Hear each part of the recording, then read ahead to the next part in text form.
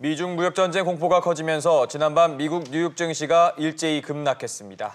중국 위안화가 달러당 7위안을 돌파하면서 트럼프 대통령은 중국이 환율 조작국이라고 비판하고 나섰는데요. 취재 기자와 함께 자세한 내용 알아보겠습니다. 정광윤 기자 나와 있습니다. 정 기자, 먼저 뉴욕 증시부터 볼까요?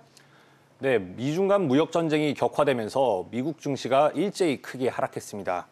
다우지수는 어제보다 2.9%, S&P 500은 2.98% 급락했고 나스닥은 3.47% 떨어지며 장을 마쳤습니다.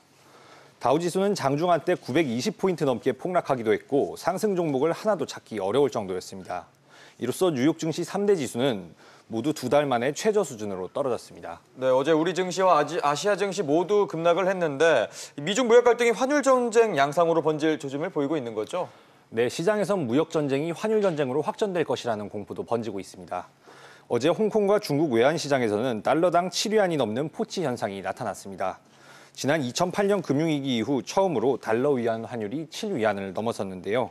이처럼 위안화 가치가 급락한 데는 중국 인민은행이 고시한 기준 환율이 직접적인 영향을 미쳤습니다. 인민은행은 위안화 기준 환율을 지난주보다 0.33% 오른 달러당 6.92위안으로 고시했는데요. 기준 환율이 6.9위안을 넘은 것은 지난해 12월 이후 처음입니다. 네, 이를 두고 미국과 중국 사이에 설전이 이어졌죠. 네, 그렇습니다. 인민은행이 예상보다 기준 환율을 높게 고시하자 중국 정부가 사실상 포치를 용인했다는 인식이 확산됐습니다.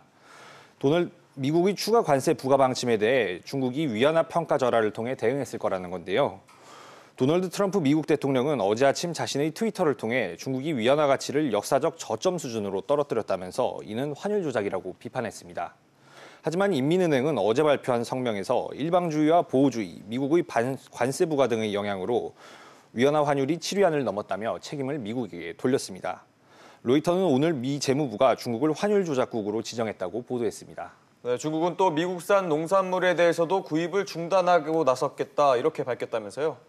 네, 중국 상무부는 미국 농산물 구매를 중단했다며 관세 부과도 배제하지 않는다고 밝혔는데요. 트럼프 미국 대통령이 다음 달 1일부터 3천억 달러 규모의 중국산 제품에 대해 10% 관세를 부과하겠다고 밝힌 데 대한 보복으로 풀이됩니다. 네. 중국은 미국과의 무역 전쟁 과정에서 이미 대두를 비롯한 미국산 농산물에 대한 수입을 급격히 줄여 미국 농장지대에 타격을 주고 있는데요.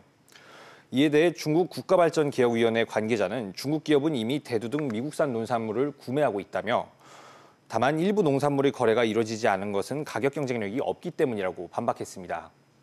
이처럼 미중 갈등이 격화하면서 글로벌 금융시장에서 미 국채와 금 등 안전자산으로 피신하려는 움직임도 한층 뚜렷해졌습니다.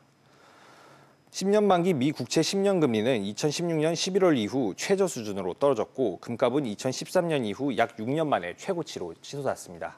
네, 알겠습니다. 정 기자 얘기 잘 들었습니다.